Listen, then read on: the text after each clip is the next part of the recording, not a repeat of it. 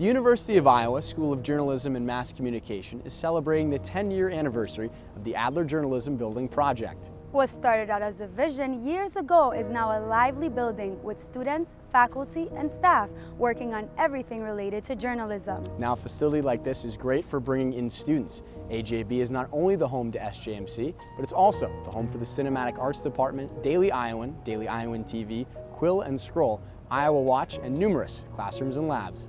A huge thank you to our donors for their generous contributions to make this dream a reality. Now, 10 years ago, the school was also praised for providing an excellent, diverse faculty filled with professional and academic experiences. The school was also praised for providing a nurturing, open atmosphere between students and faculty. Now, for the next few minutes, that faculty, students, and staff will share their memories. The original plan was to redo communications building. When we saw, actually, we're not going to try to rebuild Communications Center, but we're going to design a building that makes sense for us. That was very exciting. The decision was made that they needed to begin to look for another location for a journalism building, communications building. And I remember getting brought over here and looking at the lot and thinking about how will a building fit on this lot. When I got here, we were in Seashore Hall, which I think is about ready to be condemned. So yeah, the classrooms were pretty much falling apart. The heating and cooling were uncertain. One of the memories I have is that when you turned on the lights, wasps would fly out. So. And we discovered that if you turned the lights on in the classroom, the wasps would come out and start flying around the room. And so we actually had a couple people who were, I think, from the DI, who kept the DI with them. And they were the official wasp swatters as soon as the lights came on in the classroom. We went from a dilapidated old building on the way on the east side of campus that had once been a hospital. And when we came in here 10 years ago, we were like children, just looking up and smiling, seeing sunshine really for the first time. It was great.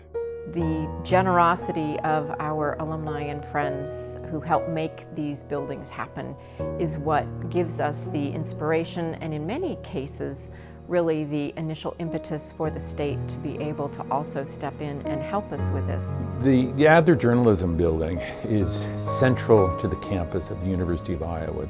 It's really the center of action at the University of Iowa. So it's really a tremendous place to work. It's a tremendous place to foster creative and cooperative talents here.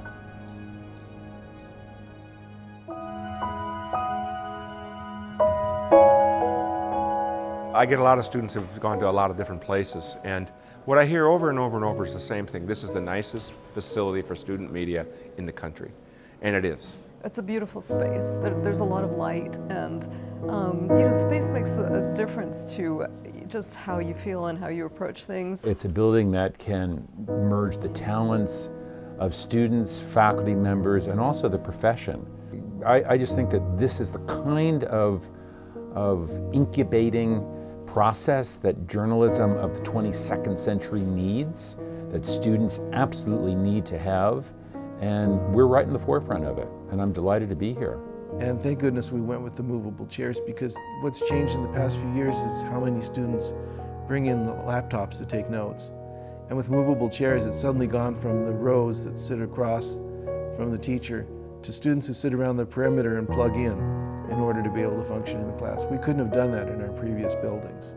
Probably my favorite part would be the beautiful rotunda, where you come into the building and you see the students gathered and they're studying and they're talking with one another, and you have this beautiful wall of screens with all of the different news sources from around the world that allow students to watch people who they may consider as mentors or people that they aspire to work alongside. I love to see the students working in there.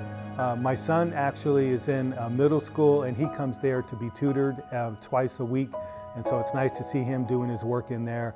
That's a real focal point for the school. When the time came to talk about building a new journalism building, I floated that idea to both of them, and the response was, quote, "Let's talk," end quote.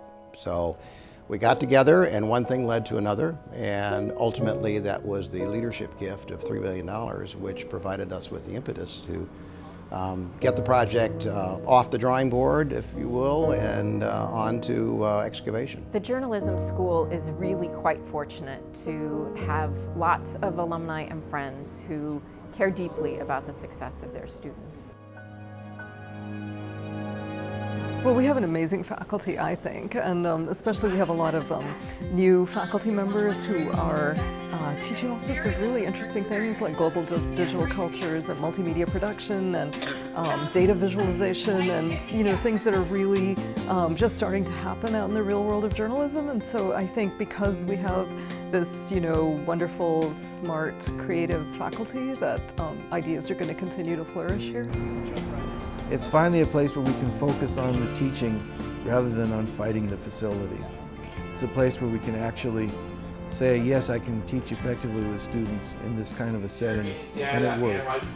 And I'm really happy to be in that kind of setting where I can work with students and feel that I'm not having to yell over the HVAC or dodge the wasps or say, I'm sorry, but all we have is this one TV cart to roll in to show you something. And it's old technology already.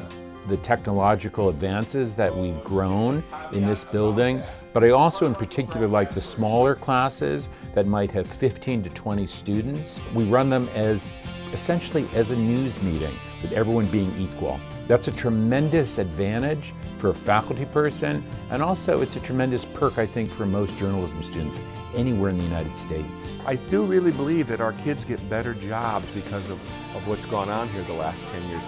We have more people out there doing very interesting things. The Daily Iowan newsroom, and the studio, and all of the resource centers, the classrooms, they're fabulous facilities. They really are. Very unlike most universities in this country.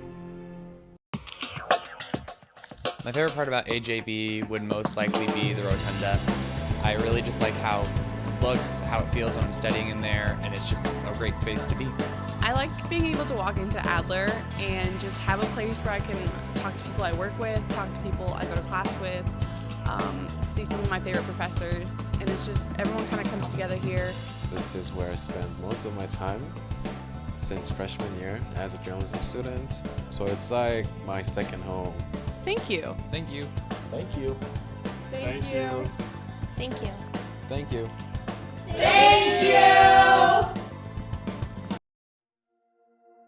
I want to say thanks for this building because it is the front porch to the school. It's the first thing that students see when they come into the school. It's the place where the faculty congregate with the students, and so it's the center of our school culture.